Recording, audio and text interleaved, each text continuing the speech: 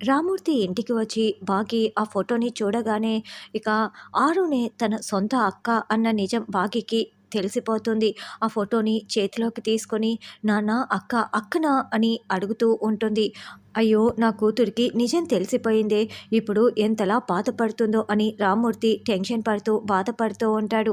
ఇక్కడికి రావటానికి ముందే బాగి వార్డెన్ దగ్గరికి వెళ్ళి మొత్తం నిజాలు తెలుసుకొని ఇక్కడికి వచ్చి ఉంటుంది.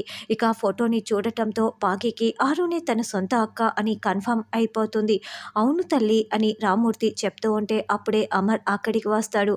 ఇక బాగి ఈ నిజం మీకు తెలిసి కూడా నా దగ్గర దాచిపెట్టారా అని బాగి అమర్ని నిలదీస్తూ ఉంటుంది. నువ్వు వార్డెన్ గారి దగ్గరికి వెళ్ళి మాట్లాడావని తెలుసుకున్న వెంటనే నువ్వు నేరుగా ఇక్కడికి వచ్చి ఉంటావని నాకు అర్థమైపోయింది బాగి, అందుకే నేను నీకోసం ఇక్కడికి వచ్చాను అని అమర్ అంటాడు. నాన్న ఎందుకు నాన్న ఈ నిజం నా దగ్గర దాచిపెట్టారు అని బాగి చాలా ఏడుస్తూ రామూర్తిని అడుగుతూ ఉంటుంది. తల్లి నీకు తెలిస్తే నువ్వు చాలా బాధపడతావని నీకు చెప్పొద్దని అల్లుడు గారు నా దగ్గర మాట తీసుకున్నారు తల్లి, అందుకే నేను నీకు చెప్పలేదు అని రామూర్తి చెప్తాడు.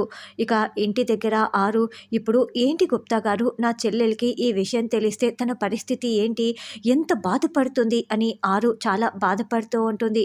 మరి శోకం తప్పదు కదా బాలిక, ఎప్పటికైనా నిజం తెలియాల్సిందే కదా, అది ఇప్పుడు తెలిసింది అని గుప్తా గారు చెప్పటంతో బాగా బాధపడుతుందని తెలిసి ఆరు ఇక్కడ కుప్పకూలి బాధపడుతూ ఉంటుంది. ఏమండి మీరెందుకండి నా దగ్గర నిజం దాచిపెట్టారు చెప్పండి అని బాగి ఫోటోని చూసుకొని చాలా ఏడుస్తూ అమర్ని అడుగుతూ ఉంటుంది. అప్పుడు అమర్ బాగి చేతిలో ఉన్న ఫోటోని తీసుకొని రామూర్తికి ఇచ్చేస్తాడు. బాగి మనం ఇంటికి వెళ్ళి మాట్లాడుకుందాం రా అని భుజం మీద చెయ్యి వేసి చేతులు పట్టుకొని తీసుకువెళ్తూ ఉంటాడు.